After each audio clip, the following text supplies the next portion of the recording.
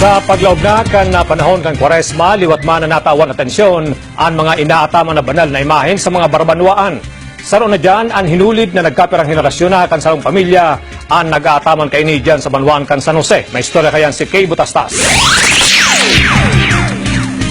Ngunyan na panahon ng Kwaresma, saro man sa pigdadayo kan mga deboto si amang hinulid sa Barangay San Antonio, San Jose, Camarines Sur. Kondisado ang hinulid sa Banwanin, Calabanga. Kakaiba hinulid na ini, hinulid na nasa residensya kan pamilya Ramirez. 18th century o sobra sa sanggatos na taon na subuot ining pigaataman kan pamilya. Ang nagpagibo ka yan, itong lolo men mag-agom na Jose Ramirez ang Brito de Pascua. Nagimatang ko na yan. So, kailang taong ka na?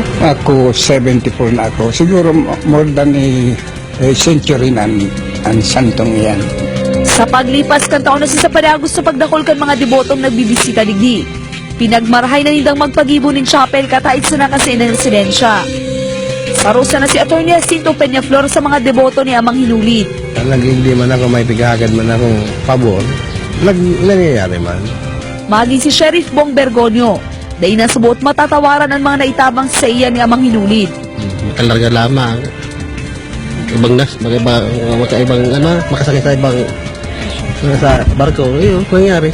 Milagro, tinatao. Piras na nasindabong asin Atty. Jacinto sa subuot na tabangan ni amang hinulid. Kung kaya para sa pamilya Ramirez, sarong regalo ini sa indakan kagurangnan. Mag-phone kayo sa indang mga luluho na sa presente. Nagpalipat-lipat na sa kada henerasyon kan mga Ramirez ang pag-ataman ninda kaini. Nakulang pasasalamat niya daw ang nga may kamatayan sa iyang aki. Padagos subot ining pinapakusog sa iyang pagpangadji.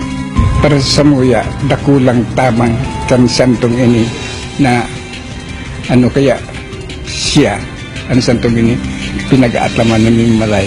Duwang santo ang pigataman kan pamilya sinipig po prosesyon ni Daini kada Semana Santa.